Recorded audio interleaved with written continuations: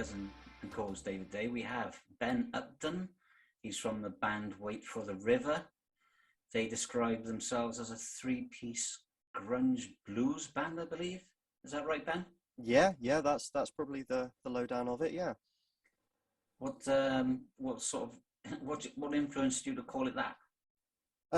That's a good. Okay, so we started the band.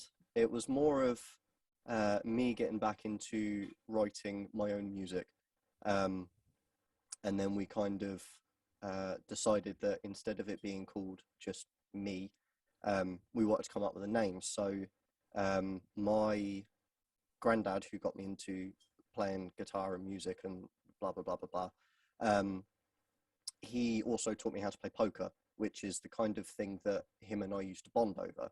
So I'm trying to come up with a kind of band name between the three of us, and I thought of, Wait for the River, river being the poker bit. So I thought that kind of had some interesting ideas around it that people could come up with themselves as well. So I thought it was just a little bit different, really, and it kind of sounds cool. So yeah, okay, yeah.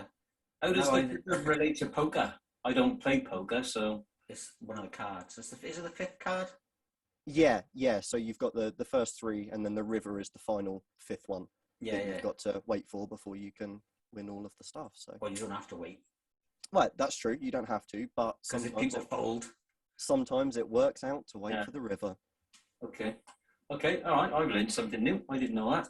Yeah. I didn't realise it was. It'll come in handy for the chase next time I watch it. Yeah, I didn't realise it was a photo competition. Because I was thinking, what the fuck do you call it? Wait for the river. And I was going to send you a song by a band. Called we kind of. River, yeah, we kind of looked at that because obviously, as you do when you're starting up a band, you come up with some cool names and look at them on Facebook and YouTube and realise that every other person in the US has called them. So so we were like, okay, let's come up with something. So we kind of Googled Wait for the River, and then we found like you said, the odd song and things similar, but nothing that was Wait for the River. So we went for it. Yeah, cool. That was good. At least you've used proper words, whereas some of the guys we've had on have used numbers and letters and vice versa, and then you can't find them at all anywhere. Then, to be fair, I did as soon as I typed it into YouTube and Spotify, I found you straight away. So that's good. Good. Yeah. Easy to find it. So yeah. But I listened to your debut single that was just come out last week on Friday. Yep. Way Out, is it called? That's the one. Yep. It's pretty dark, mate. To be honest. Yeah, it's not something that I'm used to doing. So when I started music, I was 15, so 21 now, so six years ago.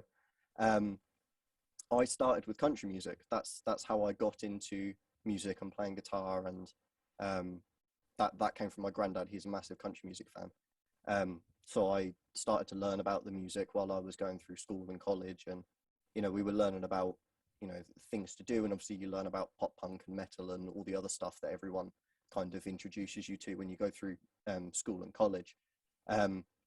So it kind of got to a point a few years ago where I started to go into the kind of heavier side of rock and metal and things like that, and that became kind of my forefront of music. So I focused on guitar with different bands. So yeah, it's kind of an amalgamation of all of the different kind of music that I grew up with the country and things like that. I'm on a massive blues kick, have been for the past 3 years, as well as playing guitar in some hard rock bands when I was going through college, and being influenced by metal as well. It's kind of a weird love child of all of those things, and that's why it's kind of a little bit dark, because it's interesting that I can't find many other like dark kind of blues metal fusions. So I thought it was kind of something that I could grab lots of different influences from and try and put our own twist on it. Okay, there might be a reason for that.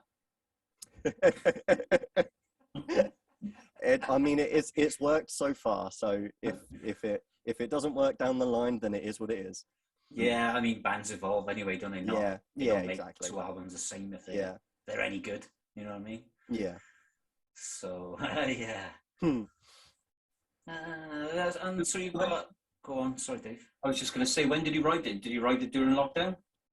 Yes, yeah. So this kind of whole idea of the band and the music that we've written so far all happened through lockdown. At the just before the start of lockdown, myself and Jordan in the band, the bassist, we left a band that we were in that was kind of hard rock. So we had a bit of a lull, obviously, with COVID happening and, you know, people not being able to get out and gig and rehearse together. So I kind of started writing again, but as a vocalist rather than just guitar, and having the influences from country and things like that. We had, you know, it was a weird kind of mix before I realized the kind of route that we wanted to take. So yeah, this kind of all started about 6-7 months ago, and then we met up with a friend that I knew of from college. We didn't really know each other and hang out, but Tyler, our drummer, he went through college at the same time that we did, and we kind of just met up. I've had him on Facebook for ages, and he kind of put out that he was looking for a band and drums and guitar and some vocals and blah blah blah. So we kind of took a shot on it and met up for coffee when we were able to, and the rest is history. So do you all live fairly close to each other then? If you went to college, yeah. We're all in the Portsmouth area, south of the UK. So so yeah, it was quite convenient that we were all relatively close as well. Yeah. So how did you? So on the song "Way Out," you feature James Hewitt on there. Yeah. How do you know James then? Because he's from the band Hacktivist. Yes, he is. Yeah. So Jordan and I are massive metalheads as well. So we knew of Hacktivist anyway. They're kind of a rap metal group that are, you know, they are doing lots and lots of big festivals and things at the moment, which is great. My camera's just died. I apologize for that. 2 seconds.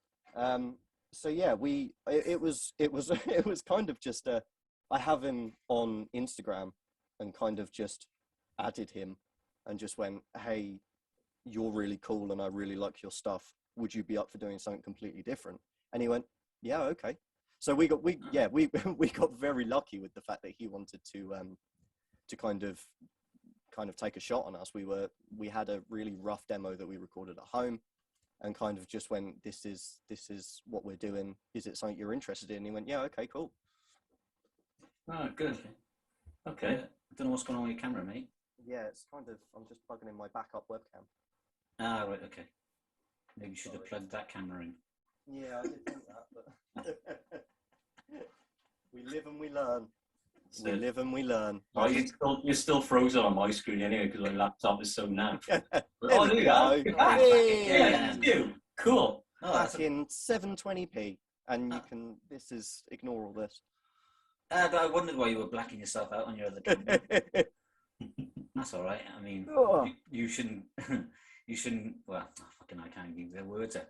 You couldn't even hazard to guess what's behind me, to be honest. That's what I need. I need a backdrop. But mine's a way to do it. I'm in the backdrop. It looks like I'm in the garage. Really, I just want people to think I'm in my bedroom. What is going on? What's going on? You can tell I don't use Zoom that much. Nothing to do with Zoom. We use it all the time, and we don't have any trouble. What is going on? I don't even. I'm fucked. Has it been a long day? Yeah, I had a really heavy. I can't even get my words out today. I had a really heavy physio session earlier, and it pushed me a little bit, and I'm just totally drained, and I can't concentrate properly. My camera, you know what I mean? Is doing my. And I was upstairs, and I was like, "Oh, I'm fucking tired." And Sherry's like, "All right." Well, I said her name then. Am I supposed to say her name on the podcast? I always say. You always. Yeah, you never actually do. I do. No, I always say my girlfriend. Yeah, I don't know if she wants to be known. Yeah, I drop her in it. Don't you worry. What'd you say? Oh, it doesn't matter. So okay. She's our IT genius. Some of our demos and all. She's done that. She's awesome. Oh, our intros for the video. Yeah. So she was saying, "Oh, you shouldn't plan so much in on a day," and I haven't really planned it in. You know, I had to go and see the works doctor earlier. I don't know when this is coming out in 2 weeks or whatever. It'll be long gone. And then. Yeah, obviously I had a physio session, but they really pushed me today. So next time they'll take it back again because I got to give them the feedback of how I feel, but I'm fucking wiped out, you know. Yeah. So I'm struggling a bit with with everything. I can't talk properly and I can't concentrate. So that's all right. I got plenty of questions. Oh, good. Well, Ben's. I don't know where Ben's gone. I am still here. Question number one: where are you, Ben? Yeah. I am still here. He's the same as the other fucking two. They didn't turn up either. Yeah. This is so annoying. I can only apologise. That's all right, mate. Don't worry. What are you on now? You on your laptop or your? See, fucking professionals. I don't know. No, I'm still on my Mac, but for some reason it's just not having it. Oh, you're on a Mac. Oh. I am. Yeah. I see. You've been telling me to buy one on them. No, don't buy one. Don't buy one. We might. You buy no, but you'll be alright because you've got an iPhone. Yeah, you're back. Yeah. Okay. I'm not touching anything. Hands are up here. Yeah. Okay. So we were talking about James then. Yes. Yeah. So you just give him a shout, and he came on, and he's played on your debut. Yeah. We got really lucky where I kind of just messaged him and said, hey, you know, we're big fans of the kind of stuff that you and your band does. Is this something you'd be interested in? Here's a demo. This is what we're looking for. And he went, yeah, okay, cool. So he was able to get it back to us in a couple of months. And obviously he's busy doing everything that he's doing. So we kind of just sat there, and once we got it, we loved it straight away. And we were like, yeah, okay, we'll work on it and we'll let you know when it's done. So yeah, we got very lucky with that. The fact that he was such a genuine guy. He just went, I like it. I'll play over it, which is great. So yeah. Another Justin Paul Hill connection there. 30 degrees of bacon, or whatever they call it. David? I don't know. What do they call it? Six steps of separation from Kevin Bacon or something? I don't fucking know. I don't know why. I haven't heard that. They call it something like that. 6 steps of separation from Kevin Bacon. Or... Oh, we're all related to Kevin Bacon. Yeah. So there's another okay. Justin Paul Hill connotation because Justin recorded Activist's latest album. I thought I recognised that name. Yeah, I think he did the last album. Yeah. So he's really good. So if you haven't, who's doing your production then? We are actually. Oh, right, okay. Yeah, I'll bung in 350 quid and he'll do it for you. Yeah, we're currently doing everything independently. Jordan and I, start of last year, we finished our HND, which is 3/4 of a degree in music production. Okay. So we are trying to, at our moment, do everything ourselves. So this room is my home studio. So we record everything. We recorded everything here apart from the drums, and then I then mix everything here and produce it ourselves, and kind of just send it off to people that we trust to get some feedback on, and everyone was happy. So we're happy. Right, okay. So is that Rustic Productions then? Is it? It is. Yes. What you do. Yeah. Cool. I was going to ask you why you like a video editing, but I better not. Annoyingly, I did a music video for a friend a couple of months ago. Did you? Yeah. So at least that's a little bit better than trying to do say, this. did you manage to keep the picture on all the way through? Yeah, I might just stick music for now. That's probably the way to do it. Yeah. So are you working with any bands at the moment, Ben, or is it? Yeah, we are actually. So okay. So Jordan and I do Rustic Productions. That's kind of our little way of kind of promoting ourselves as producers and engineers. And my partner, she is in a band called Bitchin' Hour, which is a 5-piece. They call themselves gays and theys. Oh. So a few of them identify as non-binary, and they have a kind of their own twist on like punk rock kind of thing. And they trusted us to record their debut album, which we're currently mixing, which is great. So yeah, we're very lucky that we're able to help them out with that, and they support us with this, and it's definitely a good thing that we've got going on. They're very supportive. Oh, good. Well, your neighbours must love you then. You don't do the drums in. I was going to say, yeah, we're very lucky that on one side I don't have neighbours, so okay. I'm making the most of it, being able to really turn it up to 11, so it's good. Do you live on an end house or is this empty? No, we're just very lucky that the neighbours aren't in. Oh, right, so okay. We're waiting for new neighbours. So while they're out, I'm making the most of it. We've been very lucky where even if we have had neighbours, I kind of just let them know that this is what I do, and say, you know, if it's ever too loud, just let me know and I'll turn it down. So we're very lucky with that. What's that on the wall behind, for the side even behind you, those pads with the ripples on them? Is that for sound? Is it? Which one? Headphones. Not the headphones. So on the wall, you've got a guitar. You've got a guitar, yeah, and the guitar's in between 3 black pads. Oh, the pads, yeah. It's acoustic foam. Okay. So it's not quite for soundproofing, but basically when I came in here and kind of took over this room as my home studio, you can clap and kind of hear it echo. So to try and treat this room as best as possible so that it sounds better, it's like the only claim to fame I can say of using maths since college and school is you kind of set it up and use a mirror on the wall to find out where something called first reflection points are. So when this noise comes out of the speakers, that's where it hits and that's where it will kind of bounce off of across the room. So you just put them across there, and now when I click, I can't hear it. So cool. I need some of them. They're great, honestly. They are a life, and they cost me 30 quid off of Amazon. Brilliant. Should have gone off AliExpress. It would cost you about 2 quid. Yeah, I would have been lucky to get them. No, they get everything. My girlfriend buys everything off fucking AliExpress over here. She phoned the post office today, right? Because she's got like a post office app on her phone. Okay. It tells her when her packages are going to be delivered. So she's looking at the app. There's 2 packages in the postal service, and they've been in there for like 3 months. So she phoned the fucking postal service about 3 weeks ago, and the guy said, "Oh yeah, we found your packages. Don't worry, we'll send them out to you, right?" So she phoned him again today, and she spoke to this woman, and she said, "I've been waiting for these packages. They've been sat in my postal app for like 3 months, and the last time I phoned, I was on the phone for 45 minutes, getting pushed from pillar to fucking post around all these different departments.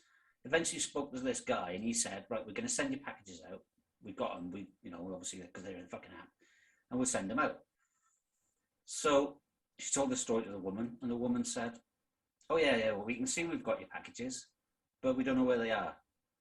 So my girlfriend said, "Oh, so you've lost them then?" "No, we haven't lost them. We've got them, but we just don't know where they are." Okay. So and then they said, "You need to contact the sender to tell them that the packages have been misplaced and you want to get your money back." And my girlfriend's like, "Hang on a minute. Why am I contacting the sender when you've lost my packages?" "Well, we haven't lost them. We just don't know where they are." So it's like, fuck off. That's awful, isn't it? So why didn't you buy it off Amazon then? Or ball.com. But the point is that it's not the fucking sender's fault, is it? No.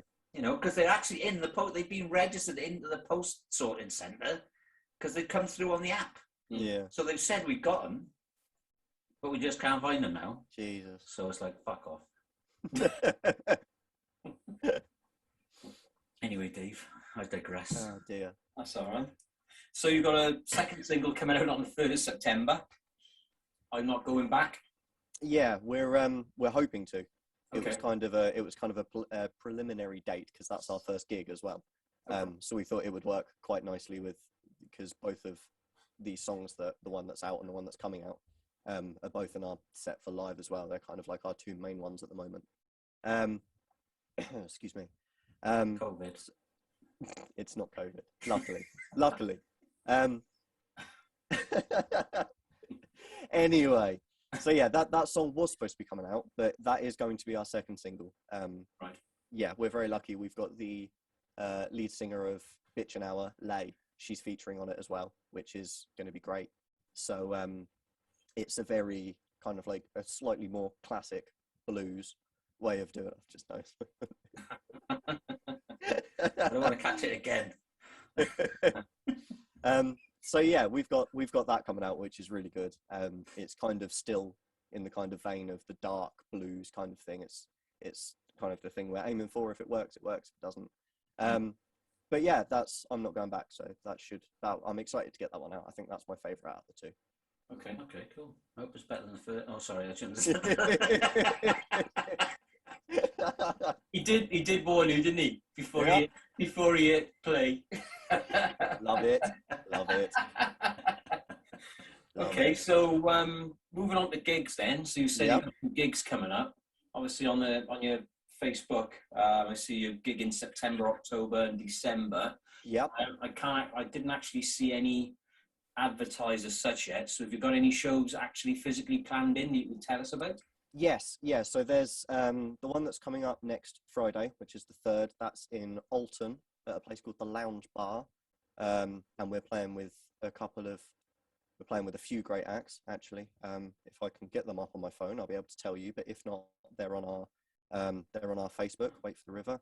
There's an event up for that one, which will be cool. And on the 22nd of September, which is a Wednesday, we're playing in Southampton at a place called the Heartbreakers, with some more amazing acts. I should probably be prepared for this. But yeah, so amazing. I've got a fucking clue who they are. I know, it's great. I know where they are. That's about as good as it gets. Okay, so the 3rd of September, we've got Senor Fire, Bacchanal, Wait for the River, and Vastapol at the Lounge Bar, which is going to be great. It's all, as the promoter said when she asked me to play, it's kind of desert rock kind of thing. So it's kind of your classic rock, a bit more of the grunge, a lot of different things, but it's going to be loud and it's going to be sweaty, so it's going to be great. I'm very excited. Good. And then the 22nd, we've got Whitewash, Wait for the River, Interstate Drive, and Independent Music Club. Okay. So yeah, they're the two that are confirmed fully, happening in September. We're also very lucky. We've got 3 dates in October where we have US blues rock band Porcelain Hill coming over from the US. They're in the UK now until end of October time. So we've been lucky to get some support slots on their tour. They're coming down south. So we've possibly got one that hasn't been announced yet in London at the start of October. And then we've got one in Brighton on the 7th of October with Porcelain Hill. And we've got one on the 8th of October in Southampton at a place called The Hobbit, which will be great. We've played there a couple of times. All right, because have you played together as a band already or not? No, we haven't, no. Next Friday is going to be the first time we've played together as...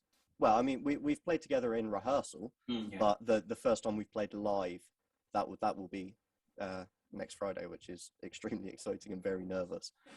Yeah, have you played live before in other bands, or this is your first band? band? Oh, okay. Yeah. We've played. I've played live with Jordan. We played live in a band called Solve the Notice that we were in a couple of years ago. I've been playing live since about 15, 16. But this is the first time we've played live in 16 months, which is crazy. It's not Jordan with the big boobies, is it? David will be getting her on the fucking show. No.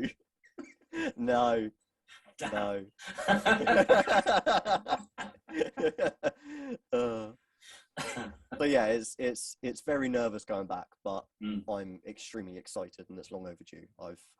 I went from doing 3 gigs a week to not doing any, so it's really strange. It's something that you work for so long, and then as soon as it's gone, you kind of don't know what to do with yourself. So what's the rules in England at the moment? Are you because obviously these are indoors, I'm assuming. So are you allowed to pack them indoors now in England, or I think for the venues that I've been to / seen and follow, it's kind of up to them. They kind of, you're allowed to go and watch shows indoors, but you've kind of just got to have some common sense and make sure that you're not being silly about it. I think some venues are having reduced capacity. I know that a lot of venues, their staff are still wearing masks. And then of course it's up to you whether you want to wear it or not. I think everyone's just trying to be as safe as possible, really. And I think it's kind of just take it as it comes. If something changes and they think that it's unsafe, then they'll call it off. Or I know there's a few bands that I've seen that have had gigs that have cancelled because one of them has possibly got it, or it's kind of just being as safe as possible, really. So yeah. I mean, what they're doing in Wales, a lot of the ones that I've been to so far, they just make you take a lateral flow test. Yeah. Both the morning you're traveling or the morning you do to go.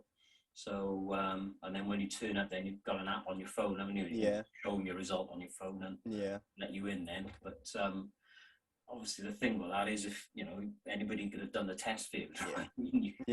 You'd have done it a month ago. So you just got to rely on people being honest, I guess. Yeah, exactly. You have to go somewhere to get that test? No, in the UK, you can order them. So I think you can pick them up from the chemist or you can order them from your local council. So the app doesn't really mean anything then? Well, how do you get it on the app? You just register it yourself that you're negative? Yeah, you take a photograph of it. It's got like one of those QRC codes on it. Oh, right, okay. On it. So, like the missus, because she's working, I'm not going to mention her name, because she's working back in work now. She has always she works because it's top secret. Yeah, because it is top secret, yeah. So she has to do 2 lateral flow tests a week. Oh, okay. So and then she needs to register in the morning. Yeah. She goes and obviously she fails. She's not allowed to go to work and then she'd have to go and get an official COVID test then. So I know they're doing it at work. But they did, I went to Steelhouse and they did it the same in Steelhouse. My daughter went to watch, what's his name? Is Rizzle Kicks a real person? Yeah. Yeah, they're a duo, aren't they? Yeah. Yeah, she went to watch Rizzle Kicks. And that was down in London, and they did the same. They just have lateral flow tests. Yeah, she's a bit old for Rizzle Kicks, isn't she? No, I don't know. I don't know what he does. I didn't even know who he is. They're like from years ago, aren't they? They're like. Yeah, they're easily like mid-30s now, aren't they? Yeah. When they look sort of like a kids hip hop band or something. They were on. Is it Britain's Got Talent? Yeah, so it was either Britain's Got Talent or X Factor. Were they on that? Were they? Yeah, they were like a kids hip hop band. Yeah, that's how they started off. Yeah, yeah, they started out as teens. Yeah, I think they were like 18, 19 when they started. Oh, I thought they were American rappers or something. No, they are Brits. God, I think they got pretty famous. Oh, they like that push and pull or whatever they had on, because they had things like that on there as well, didn't they? On a jumping dog. Yeah. Maybe that was the support act for Rizzle Kicks and Dog and Susan Boyle. I thought they were like a massive American rap artist. No, I think they got pretty big in America, but okay. I think they are. I'm pretty sure they're Brits. Okay. All right. I think they're British. Yeah. Yeah. I'm pretty sure, and I'm pretty sure that they were a teenage. I'm going to look it up. Well, she's only 48, mid-20s, isn't she? My daughter, whose name I'm not allowed to mention, Shannon. Shannon's been on the show, so you can mention Shannon. But James likes her as well, and James he's only his mid to late 20s, teens. Yeah, they're from Brighton. That's not far from you. No, Jordan. Maybe you could collaborate. Yeah, hip hop duo. They began he was born in 1992. Yeah, well, they thought they were just going to watch him, but it turned out it was a bit of a festival.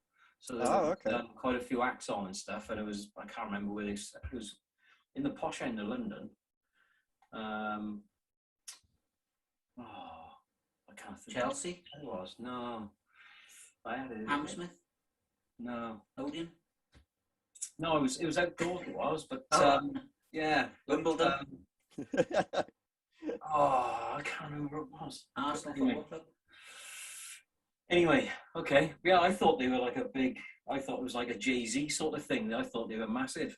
No, definitely kids. They were kids. Yeah, well, they're still older than my daughter anyway, so that's all right. well, I don't know. About 30 they are. Yeah, well, Shannon's younger than that. Oh, okay. I might look really old, but Shannon's still quite young. Okay. How old do you think my kids are then? 5 and 6.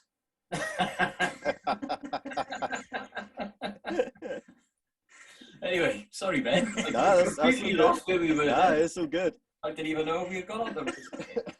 Gold. So that's your gigs then that are coming up, and you're supporting. What was the name of the band again? Porcelain Hill. Porcelain Hill. Yeah. Is that like a massive mound of toilets? I don't know actually. Maybe you should get them on and ask where that came from, because I'm intrigued now. They got off a Carry On movie. That's right, yeah. So, and you said, so your main music inspiration then originally was your grandfather, you said, and I was country music. Yes. What sort of artists were you listening to when you were into country? So I kind of started, I mean, the reason that I started playing guitar was my granddad put me onto Brad Paisley, who's a massive Telecaster player. I basically worshipped him when I started. Telecaster. That's all I play now. It's great. Ignore that. That's a Strat. That's a work. Ignore that. I watched this video the other day, right? And this guy on YouTube, I found him on Instagram, but then he put a comparison up. He used not SG, Les Paul, Yep. a Telecaster, and a Stratocaster, and he was doing like tone differences on them. Yeah. For rock music. Yeah. Did you see it? I think I've seen it before. And the fucking Stratocaster was shit. He had all standard coils in the 3. Yeah. Yeah, I was going to say, what pickups and stuff did he have on there? They were all standard. It's all going to be stock, isn't it? Yeah. He picked them up and he tested them all and then made sure they were all standard. And the Les Paul sounded really good. Yeah. And even the Telecaster was fucking amazing. Yeah. But the fucking the Stratocasters just sounded flat and dull. Yeah. Yeah, it was really bad. It was like, I was going to send it to you, Dave. What, just because I got a Strat? Yeah. Well, I have got a Les Paul as well. So you got to get rid of that fucking thing. It's really, the Strat is lush to play, I've got to be honest. It's so nice to play, and it's like, because it's a newer Mexican, it's probably like a quarter of the weight of the Les Paul. It's really light. So, not that I've played it for a while, but it's really, really nice to play, the Strat. Yeah. We were talking about Paisley. Yeah, the Les Paul weighs a ton, doesn't it? Yeah, that's the trouble, isn't it? Yeah. No good for our age, Dave. You bought it then, don't you? If it's heavy, it's got to be expensive, isn't it? It's like a good book. If it weighs a lot, you're getting a lot for your money, isn't it? No, my Telecaster was expensive. That's not fucking, doesn't weigh much. No. Anyway, Mr. Paisley, you were talking about. Yes. So I got into his music. I would have been 15 or so when I started playing. So I'd been singing before then, but I only really got interested into playing guitar when I saw Brad Paisley play. So he played the Telecaster through and through, and I kind of just went, I want to be like that. He's cool. I like him. So I was like, okay. So I basically just devoted my life for the next year to just learning guitar straight away. I sat down. I did what everyone else does when they learn guitar: sit there, play it 3 hours a day, every day. Blah blah blah blah blah blah blah. We then get to know, okay. Just like failures, we are. You know, David doesn't. You are complete and utter embarrassing me. But carry on anyway. Yeah. So I did that. I started on acoustic, which I'm glad I did. There were a few of my friends who played electric first and then went on to learn acoustic afterwards. But I feel like it made me a better songwriter, and being able to do guitar and vocals together. I'm glad I started on acoustic, because then it kind of stops you from learning all the kind of like widdly guitar stuff that you learn when you get an electric and you can bend the strings really high. And you know, I think it kind of grounded me before I even got egotistical. It got to a point where it was like, okay, your role with an acoustic is to support the whole song. Your whole job, you can't do really fancy stuff and solos, and because when you're singing with an acoustic, that's all you've got. So being able to learn those kind of things first made me then really appreciate what I was then able to do on the electric guitar. So yeah, learning Brad Paisley with the amazing stuff that he can do on the telly, his acoustic songs were what drove me to him, because he was able to implement both of those things, but on an acoustic. So I was able to then learn that stuff and then progress onto electric afterwards. And obviously I played the telly, and have done and probably continue to until the day I die. So he was a really big inspiration for when I started. So and then obviously moving on from country, I went into college and did music, and had, you know how it is with college, you've got so many people, there's so many different genres that they prefer. We kind of start a college band as you do for the course. So we had our bassist at the time that was massively into jazz. We had a drummer that was into pop punk. We had two vocalists that were girls that were into pop. I was into country playing guitar, and the other guitarist was into rock and heavy metal. And so you had to learn how to play like Green Day and stuff like that with people that wouldn't normally play Green Day. I was going to say it was probably a bit more like a Red Hot Chili Peppers mashup. Yeah, it was an interesting time to be doing music because no one wanted to do all of the songs all the time. Yeah. So you had to, we went through, when we had to set up kind of for our like end of term gigs that we'd put on for the rest of our group, we'd have a mixture of covers. We'd have a country song in there, we'd have a pop song in there, we've got a rock song in there, we've got a jazz song in there, kind of bluesy, jazzy. So you've got these like 5 or 6 different songs that are completely random, and you can tell when people don't want to play them because you've got the other guitarist that is just bored playing 3 chords in a pop song, but then he goes ham when you get to play Basket Case by Green Day and things like that. So yeah. But yeah, and then you learn about that, and then through college I kind of decided what kind of guitarist I wanted to be. So I then decided I focused more on rhythm guitar there. I joined college not knowing how to play bar chords. I was at a real disadvantage there because everyone else went in there as actual guitarists. I went in there as a vocalist, and then went, we've got too many vocalists, we need another guitarist, I can kind of play guitar, okay, you'll do. So they then threw me in the deep end and went, you need to get an electric guitar and you need to play for the band. I was like, okay. So I did. I bought a 70 quid cash converter Telecaster, went from there, and yeah, two years in, got myself a proper one, and just I haven't left it. It's great. Cool. What brand is that cash converter? Oh, I don't know. Is it like a sub brand of Fender? No, it was from a cash Squire? converters. No, Like Sun or something like that, I expect. it was a Rockburn Telecaster that I got. It was one of those real cheap ones you got on Amazon when you're like, I want an electric guitar, that's 60 quid, that'll do. Oh, I got one of them. I got a fucking Stratocaster. I had it for free though. I had it off my brother. So he bought it to play on his PlayStation. Love it. With Rocksmith. Rocksmith, yeah. Yeah, no, that's good. But yeah, my main telly, which is this one here actually, is a Squire. A Squire? Yeah, it's a Squire. Ooh. It's lovely. I've had it for 4 years, and it is I've put it up against a £1,000 Fender Telecaster. I prefer that every day. What is yours? Well, yeah, but I got very lucky with that. We went into, there's a place in Portsmouth called Professional Music Tech, PMT, which is kind of like our local place, and they have a B section that's for like secondhand stuff. So we found that guitar in college.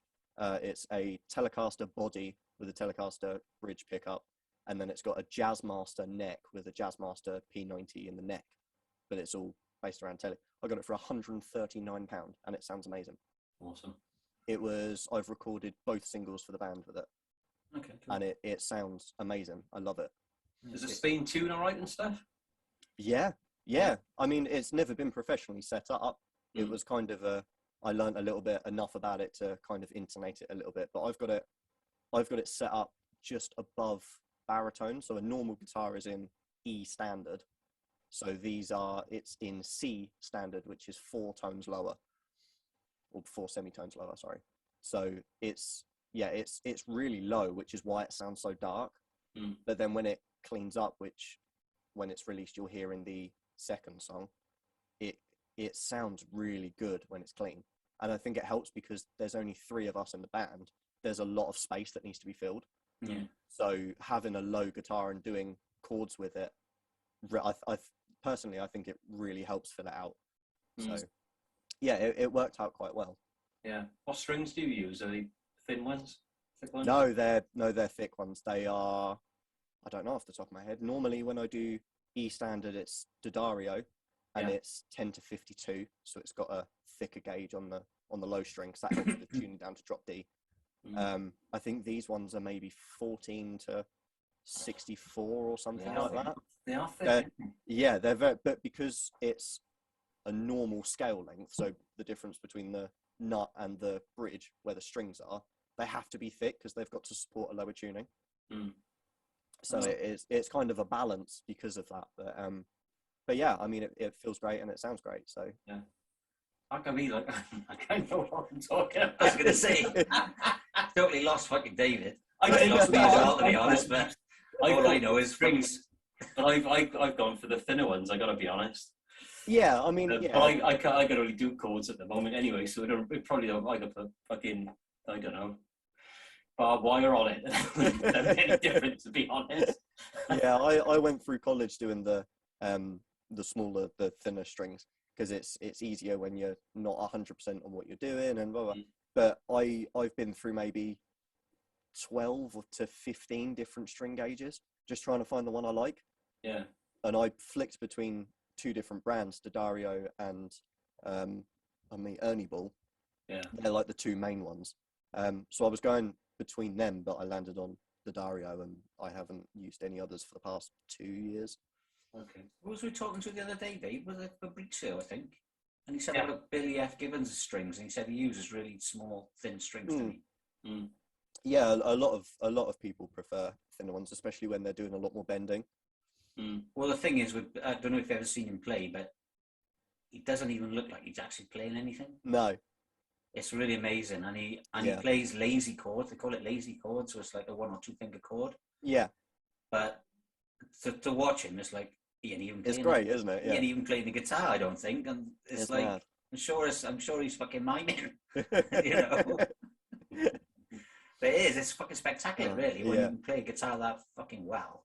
Yeah. That it doesn't even look like you're playing it. It's amazing. That's what I've been like for the last 3 months. Yeah, you got a backing track on your computer. Yeah, it's the way to do it. It's like I haven't been playing it. Because was it Glastonbury? They played Glastonbury a few years ago, ZZ Top. Well, a few years ago, it was like fucking 13 years ago, I think. Wow. And I think it was Glastonbury. It was either Glastonbury or Download or something like that. It was on BBC Two, I think. So it was probably Glastonbury. And they were playing, ZZ Top were playing, and he was the guitarist from my band. We were watching it, and he was like, I'm sure they're not playing anything. I'm sure there must be somebody behind the fucking curtain. Because the Billy F. Gibbons style is something else. Yeah. It's like fucking amazing, like. But anyway, something we'll never aspire to, Dave. Yeah. No. To be fair, if you were practicing for a full year, 3 hours a day, you got 3 years on me, and you're nice and young with good agile fingers and everything, I got absolutely zero chance. No, don't give up, Dave. Don't start crying. What's that? It's too late. Don't cry, Dave. Put your hand down, because I can see tears coming. I'm straight after this. I'll be going down into the front garden with some lighter fluid. Doing the Jimi Hendrix on it. Yeah. Oh dear. I don't know. Now you've really upset him now, Ben. I've got to admit, with some of my other friends, I thought I started late. At 15, I was learning guitar, and I had people that have been playing since they were 7 or 8. I know it's like no comparison. I do understand that, but you do it. Why not?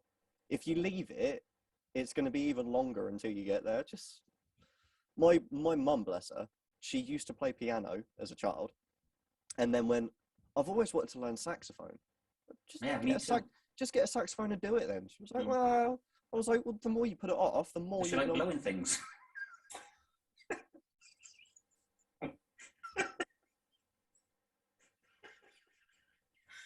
Oh, he's gone. I don't know. I didn't even know if Ben's still there because his frozen. That's all right. He's still there. I haven't left just yet. I don't know. Oh dear. Yeah. Anyway, so did she buy a saxophone in the end? No, she still hasn't. So she didn't like blowing things. You're wrong. You are. You never told me. My old man's still playing guitar. He's 70. What's my dad now? 74. And he said he's been playing. He reckons he's been playing 60 years on and off. Wow. And he's still learning. You know, he's on YouTube all the time. He's learning to finger pluck and he's off again. Like. Yeah. There's a certain blues guitarist that he's really into. I can't remember his name. Clapton. It's not Eric. It's not Eric. B.B. King. Oh, he loves B.B. King. Buddy Guy. Yeah, he does love B.B. King. But he plays the guitar upside down, doesn't he? Oh, B.B. King. what, with the strings on the inside? Yeah. So he's got no strings on the outside? No, he doesn't. He plays it plays the normally, guitar. No, he plays it upside down. So B.B. King, I don't. No, BB King doesn't. Yeah, it was. I'm sure it's B.B. King. He said it was Jimi Hendrix that played it upside down. Yeah, Hendrix had a right-handed guitar. And there's another guy. Well. Yeah, no, there's another guy that's got a. David, you obviously work today. It's B.B. King. Because Jimi Hendrix, obviously, when he was playing, wasn't able to get a left-handed guitar, so he flipped it upside down and learnt that way. There's a guitarist that's been around for the past 10 or so years. I can't think of his name, but he's got a left-handed guitar, but he's got it strung the other way, so the high strings are on the top, because that's how he learned. King didn't play a left-handed guitar or even restring his guitar. He simply turned the guitar around and played the instrument upside down. I had never heard of B.B. King because he's You've never heard of him? No, I know. I've never heard of B.B. King playing a left-handed guitar. He doesn't play a left-handed guitar. No, I was going to say he plays. He plays a normal guitar, but it's upside down. Yeah, I remember my dad telling me. So his thin strings are at the top. Yes. Okay, I need to. I was going to say I need to see that video. I've only ever seen him play it the other way. Yeah. I don't know about that. Yeah. Did you just Wikipedia it? I don't know what I'm on, but it's just come up saying, "Yeah, you're right, Dave." Yeah. B.B. King. 30 most iconic left-handed guitarists. Left-handed. So he just switched the guitar, he turned it upside down. Oh, that might be where I'm going wrong. Maybe I need to turn it around the other way as well. Have the strings on the inside. Wow. Okay. Apparently, B.B. King was actually a lefty, but played right-handed guitar. Yeah. I had no idea. There we go. So you've learned something as well. I have indeed. No. What an amazing podcast! I didn't know that. This is great. Better than Every day's a school day. Love it. Yeah, that's why I was so impressed because he just switched it. He turned it around the other way. He didn't even restring it. Yeah, that's mad. Yeah. Okay. That's BB's box doesn't sound like BB's box when I play it. That's what he says. He's got a completely different tone, and when he's bending the strings, he's pulling them rather than pushing them. Yeah, yeah. It's a whole different ball game playing that upside down. Yeah, that's mad. How about that then? Yeah, that's pretty cool. That's the good more bit of information there, Dave. Yeah. Here we go. On the late B.B. King. But I still can't remember who my dad's learning at the moment. But I mean, he's massively into all the blues ones, but he likes the very, very early ones as well. Yeah. So, from, like the very early 1900s. Yeah. So, like the Magic Johnson. Yeah, that's right. Yeah, the basketball player as well. Yeah. Robert Johnson, his name. Yeah. He likes the really early stuff and people that I haven't heard of. Do you know what I mean? So yeah, I think the earliest I go back is probably Muddy Waters. That's kind of 1940. I was going to say I might be completely wrong, but it's a 50s, lot. Yeah, I was going to say it's got to be 50s. It's before Hendrix. Yeah, he likes the really, really, really early stuff. Yeah, the kind of real simple blues shuffle and. Yeah, that's it. The real Yeah, because he gives me a list for Christmas to buy him. I love that. For Christmas, and he's like, "Oh, see if you can get these." But obviously, he can't appreciate like eBay and Amazon can get everything. Yeah. Do you know what I mean? But like, in the early days when I have to go to HMV and they'd be like, "Ooh." Right? Yeah. Absolutely no chance in HMV. Yeah.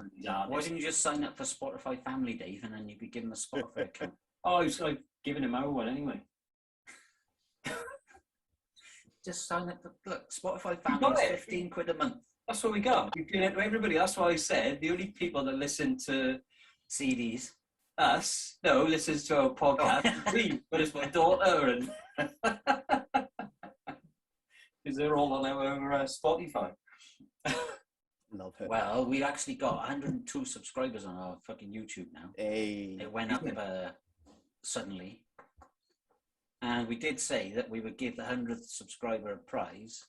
So I think it was, what did I say it was, Dave? Mary Ellen. I can't. Mary Ellen something. I don't know because it's on my phone upstairs. Okay. Do you want me to announce the name? Yeah, go on. Hang on,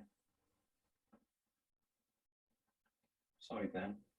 Mary Ellen Blackwater?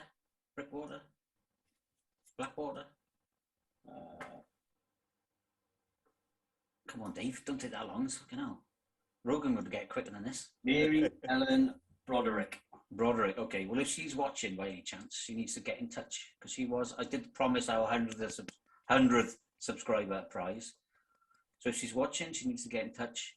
Drop me an email or just go to the Just Chopsing website and you can sign up and then get an email to me that way. We could give her a Wait for the River. When's the EP coming out? That's a good question. It's in the works. It's something that we're working on.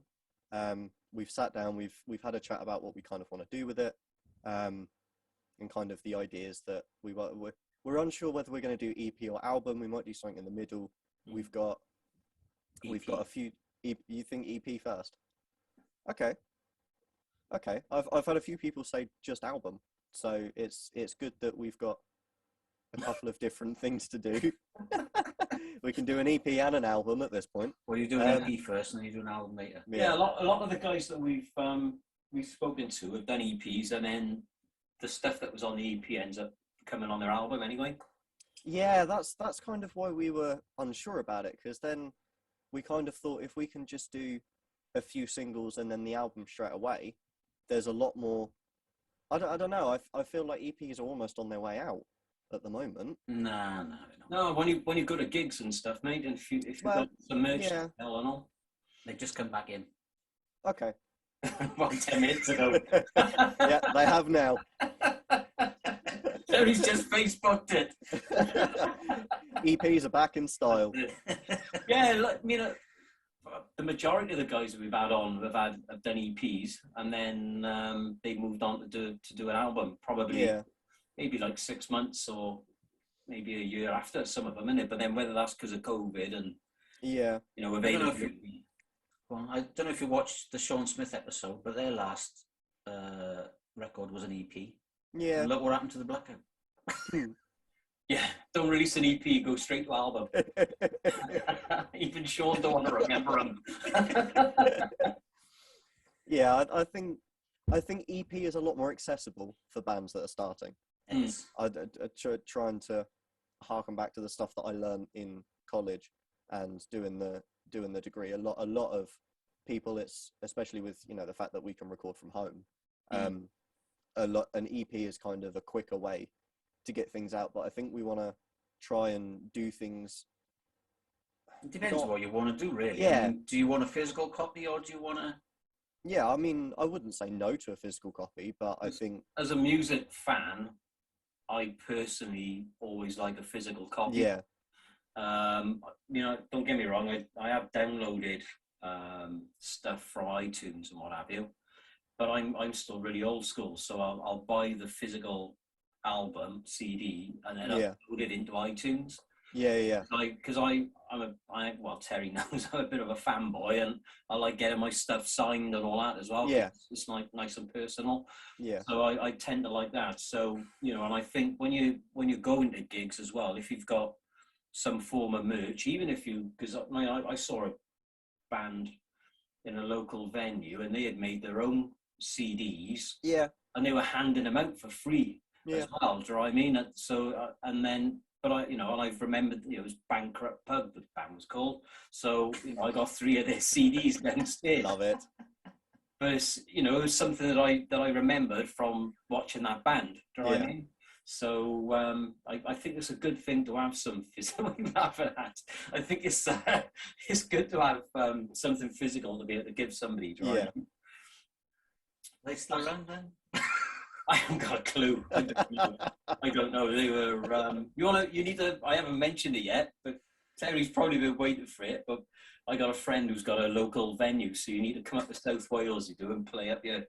Sure, we'd love to. It's only an hour's drive. It's not from Portsmouth, is it? It's a little bit longer than an hour. It's about 3. Yeah, I used to work in Bristol. It was 2.5 hours from Bristol to Portsmouth. Yeah, it's definitely not off the cards. We're obviously we have the secret one that's not announced in London, which is great. And in our past band, we travelled up to Manchester for a gig. So yeah, we're definitely not against travelling, but you know, with everyone that's all self-funded and thing, it's kind of, you know, not got to be worth it. Obviously, going and playing to any random people is worth it for me, but financially, it's kind of, you know, as soon as we can afford to do it, 100% we'll go everywhere. We love traveling and love meeting new people and new faces. And see, that's just the wrong attitude. Did you listen to Sean's podcast? What's that? They went and fucking toured with Limp Bizkit, and they ended at 18 grand in the red. So you know, you just got to play where you can. Well, yeah, I guess so. But then you ought to tell Ben about the Forge Initiative as well. I have heard of them. Yeah, I actually heard of them through your podcast. Oh, okay. Oh, right, okay. And you being 21, your bassist needs to be about 30, and you still apply. You got average age of 26. No, it's got to be 20. Next year is going to be 24. This year was 26. Next year's 24. Ben's only 21, so he's still all right. Yeah, that's okay. We're all 21, so that works out quite well. Yeah, it does. So the 3 of you add up to my age, bastards. Now you're older than me then, Dave. But yeah, you know, there is stuff out there to help, you know, young bands. It's just I think really from Tina, and you know, she puts on shows as well. So I'm not quite sure how that works with regards to the funding on getting there and the transport and whatever. Yeah. So, you know, I think a lot of it relies on ticket sales, because I've seen they just pulled a gig, didn't they? Okay. What's his name? What's the top guy's name from the Forge? I can't remember. Is it Craig? Yeah, it might be. Yeah. Yeah. Because he puts on gigs, doesn't he? And they just pulled a gig, didn't he? With yeah, two I gigs, saw. I think. Yeah, I saw that. He said that. He made a kind of. He kind of made like an honest post, didn't he? He gave you a look into what goes behind it, and he said we won't break even on this. So, which is a shame. Yeah, I mean, you need to be supporting live music, you know. Yeah, I was going to say, you would hope and you would think that now that everything's opened back up, everyone would be rushing to it. Yeah, see anyone and everyone. That's what I've been doing, and it's been great. Yeah, but the problem is as well. I mean, bands are self-funded, especially unsigned bands like yourself. Yeah. And it can be expensive traveling all around the country, and you know, if you really want to do it and make a success of it, you've got to fucking buckle down and take that hit, to be honest. Yeah. I mean, we've got those damn Crows on tomorrow, and they were telling us that they've played everywhere and anywhere since 2013, Dave. Yeah. You know, and they weren't breaking even on some gigs. No. You know, so to get yourself known, you need to be out there, and you need to be plugging yourself. Exactly. You definitely won't at the Dragonfly, because Nick will give you it's what I think he normally pays the bands what he takes on the door. So, you know, it depends how many punters they get in there. Yeah. But, you know, it's a good way. He only charges 50p to get in, doesn't he? It's different for all the time. But, you know, there are, I don't know what it's like. Obviously, it sounds pretty good, actually, down south with regards to venues. But, you know, in South Wales, we're really lucky. There's loads and loads of venues in South Wales, which is great for all the local bands, do you know what I mean? Yeah. You know, like I said, even those guys need to get out and about now and start going the different four corners of the UK just to get their music known. Yeah. Well, you'll see it tomorrow, but when the podcast drops, but like those Sam Crow said, they didn't want to stay a local band, didn't they? No. They've actually never played in their hometown as those damn Crows, which That's mad. I was absolutely staggered when they said that. That really surprised me. Yeah. I mean, they played in Swansea, which is 15 minutes away, but they never physically played in their hometown, that amazed me. That really did surprise me.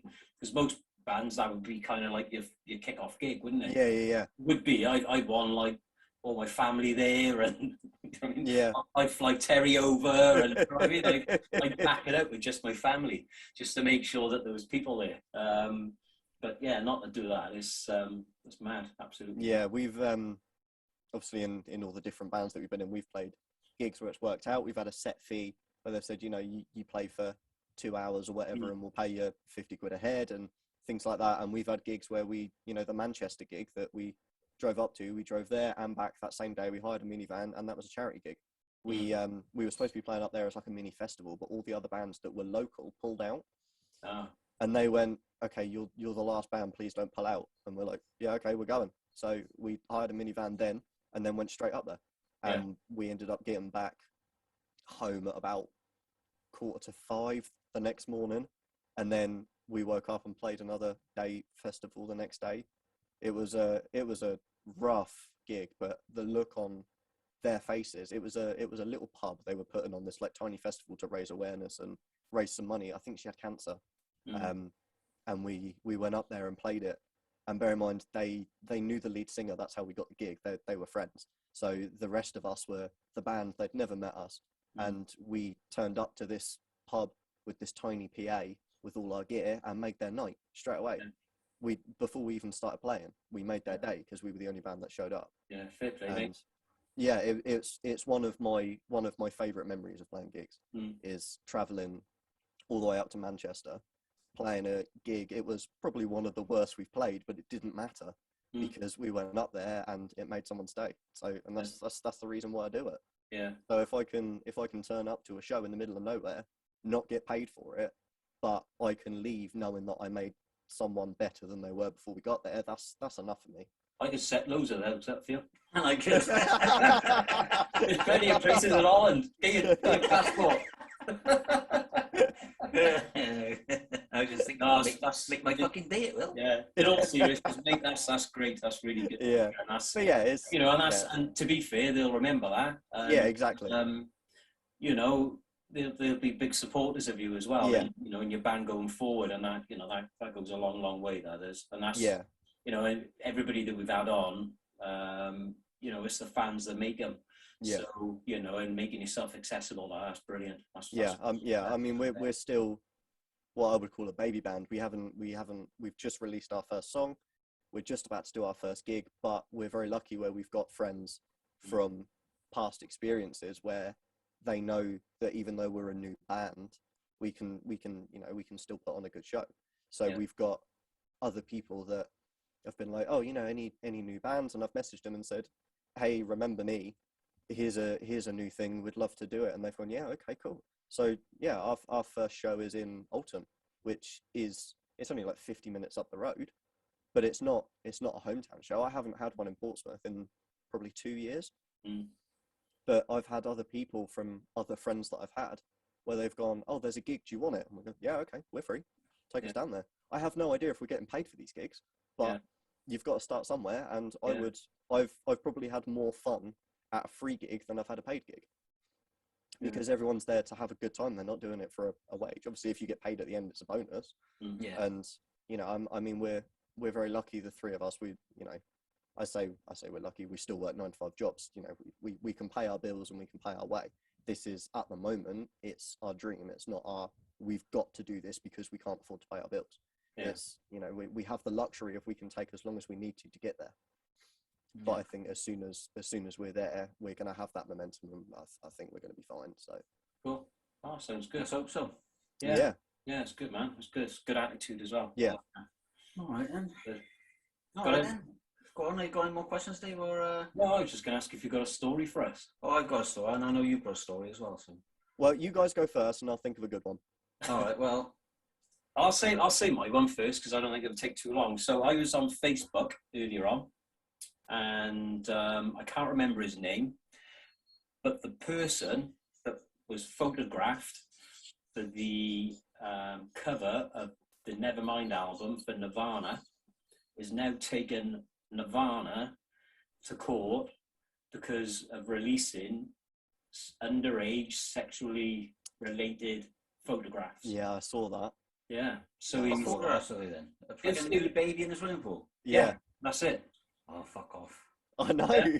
Yeah, so he's taken him to court, and I've read he's taken Courtney Love to court, Cobain's estate, Nirvana the band, the management team, the photographer, virtually anybody that was involved with that album, he's trying to take them all to court. Well, where's his mother? Where's his mother? Yeah. That was the first thing I thought of, because obviously his man would have given him the rights. The right to do that. She probably signed it all away anyway. I was going to say, my thought was that for however long it's been out, he's been completely fine getting a royalty check. But now he got one because his mother probably signed the rights. Yeah, I guess so. Oh, she just said, yeah, you can take a photograph of my baby, it's no problem. You know? So if anything, he's only doing it for the fucking money, and the image was banned on Facebook for 2 years, apparently. So they banned the image on Facebook for 2 years, and then they. Oh, I think I remember that. Yeah. Yeah, right. and then can you see his wiener? Yeah, you can see his willy. Yeah. Oh, can you? Oh, okay. Yeah. I didn't know. I never looked. I can't fucking stand the Vanna much. Yeah. So he's completely naked, submerged underwater. I know he's naked. I've seen the photograph, but I didn't realise you could see his penis. Yeah. So not a very big one, is it? It's a willy. It's a willy, isn't it? So his belly button sticking out.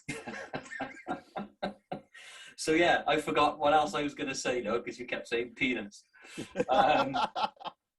So that's kind of like my story, which I was really surprised at. Apparently, there was also when it got released, they wanted to put a sticker over the willy when it was in shops, and Kurt Cobain said you can only put the sticker on there if it says something, and it says if you're offended by this, you're a paedophile or something like that. And I was just sticker that he said, I'll allow you to put that sticker on if you want to do it. And then they never bothered with the sticker. I got genius. I got fucking genius.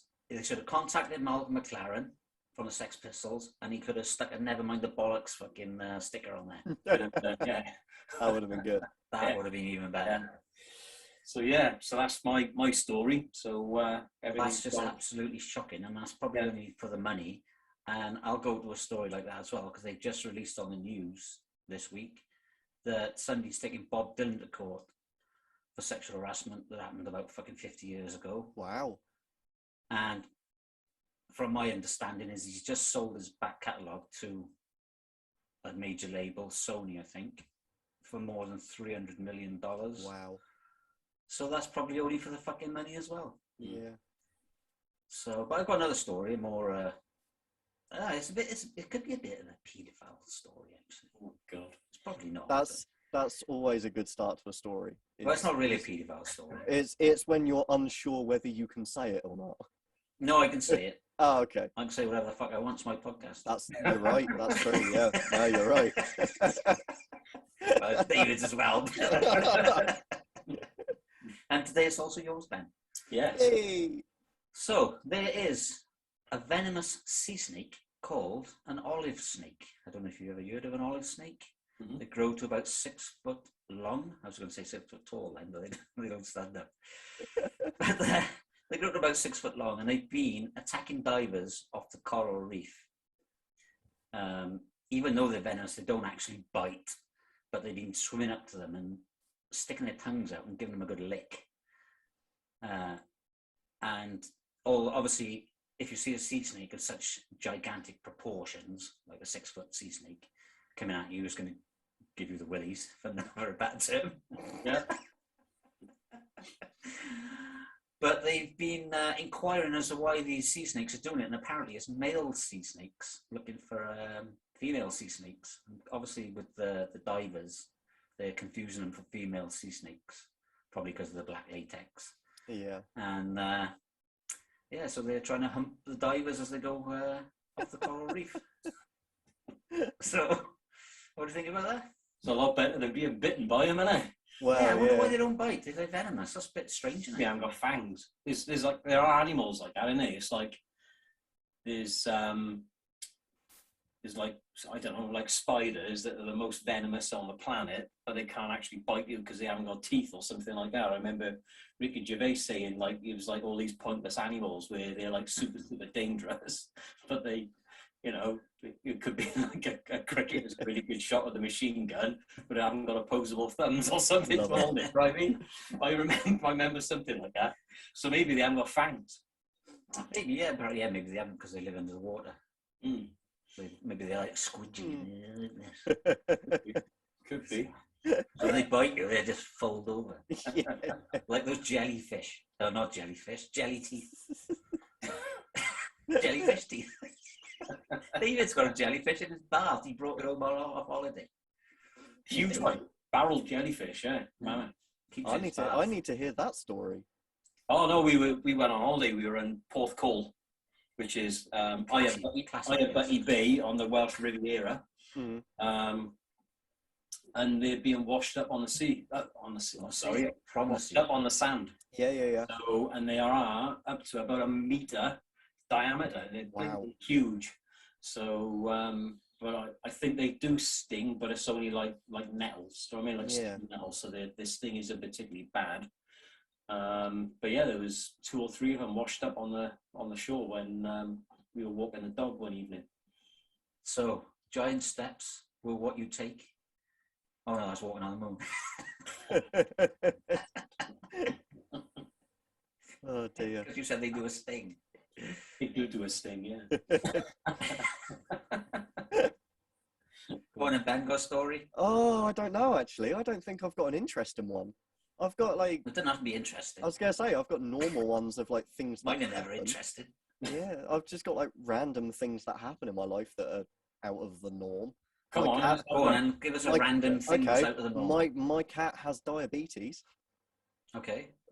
That's it's one that we didn't think would happen in our lives. We've now got to so my cat Chloe, she's 7. She's the skittish cat in the world. She hates us unless it's dinner time. And then she became extremely unwell. She'd either eat a lot and not at all, or she'd just drink lots of water and then kind of just like pass out on the floor and sleep for longer than the others. So we were like, okay, we should probably go get her tested. So we did. Took her to a vet and they referred her to a specialist. So yeah, she has diabetes. So we've got to test her blood every 2 hours. Yeah, we've got 4 cats and all of them can now only eat at 6:15 in the morning and 5:45 at night. They can't have biscuits lying around like they're used to. And yeah, we've got to monitor her insulin levels and give her insulin. Was that because she was hypo in there? Was she because she was having too much sugar rather than? Yeah. So we kind of just realised that she was just extremely unwell and realised it was diabetes. So yeah, we've now got to monitor. My mum is now the queen of Excel spreadsheets. She's now like, okay, 2 hours ago it was this, 2 hours ago it's this, blah blah blah. So yeah, she's got to do that, which is interesting. Oh, in the immortal words of Right Said Fred, poor pussy cat. He didn't sing out, did he? Isn't 9 too sexy? Poor pussy cat. Isn't 9 too sexy?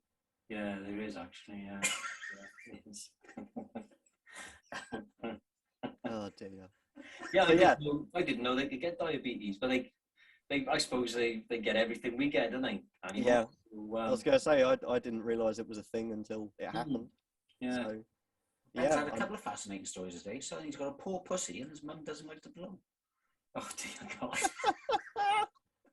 Yeah, I mean, yeah, the only other interesting thing pussy, I should say, I guess, is the fact that I'm working on the debut Bitch an Hour album, which is cool.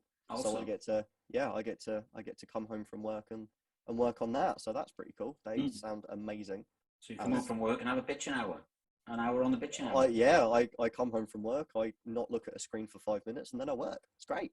Yeah. But I love it. So I'm very signed up for. I was going to say I'm very lucky where I can earn a little bit of extra money and hopefully one day call it work, doing things that I love. I get lost in doing stuff like that. It's the studio side that a lot of artists don't normally see when they go to other people. Like some of them will obviously sit there for the whole thing, but a lot of people will give it to them, record with them, and then kind of that's the end of it, and then they get the finished product. So it's really good that I can be the artist as well as obviously knowing what's going on and understanding a whole different version of the music. So it's really interesting to try and think back to when I didn't know what was going on. And I kind of just went, I give it to someone and they make me ready for radio. Yeah. So yeah, it's good. I recommend it for bands that are starting out or bands that go to someone else. Just sit down on YouTube for an hour and just look at what happens in a studio and kind of the ability of what you can do from home. It's the reason why we don't, at the moment, we don't go to other studios, because at the level we're working at, you know, we're tiny. It's not worth sinking $2,000 into doing a professional song. Yeah, when we can, the singles that we're doing, I did from this room. Yeah, like I did all of it, and all things considered, when you look at this room, you're like, it looks like a bedroom with some fancy speakers. But when you actually listen to it afterwards and take into consideration the room and blah blah blah, I'm extremely proud of what we've been able to come up with already, which fills me. It makes me want to carry on doing it, which is great. So, all right, cool. Yeah, all right then, mate. Well, brilliant. We've had you on for over an hour, so yeah. Well, no, thank you for having me. It's a dream come true to do a podcast. Oh, okay, thanks. Podcast, is it? Well, then, when you get your album or get sorted out, then you can come back on and tell us more about it. Yeah, I'll make sure the other boys are free as well. I'll give them a bit of a bulk-in for not being free. Yeah, no worries. That's all right. That's not a problem. And Well, I'll make sure Terry don't pick on your mum next time. You're gonna have to edit this before your man watches it back, but that's all right. It'll be fine. It'll be fine. All right then, mate. Take it easy. Brilliant. Thank you. Have a good evening. Yeah, take care, Ben. Nice See you later, to guys. face of the name. Not a problem. Ta-ra, mate. See you later. Ta-ra. Hey, there we go. That was good. Yeah, nice kid. Yeah, really nice lad, wasn't he? Yeah. So hope he succeeds. Yeah. In his followed path. Yeah. Well, good thing is, if he's good mates with that lad, they've already obviously got a following. Didn't actually mention that really, but perhaps he could get onto some support stuff with that one band. What's it called? Hacktivist. Yeah, maybe you could, if they could support them. Yeah, maybe they can in the future. You never know. Yeah. So maybe if they keep in touch. Yeah, that's it, isn't it? So bands helping bands, isn't it? Yeah. All right, then, mate. Cool. We'll wrap it up. We've got our stories out of the way. Yeah. Subscribe. So get on justchopsing.com, go to the YouTube channel and subscribe. Yes, and our 100th subscriber, should we say it again? Mary Ellen Broderick. So if you message Terry and tell him what you fancy, and we'll sort you out. Well, David will. Seeing the stuff he's followed on Instagram lately.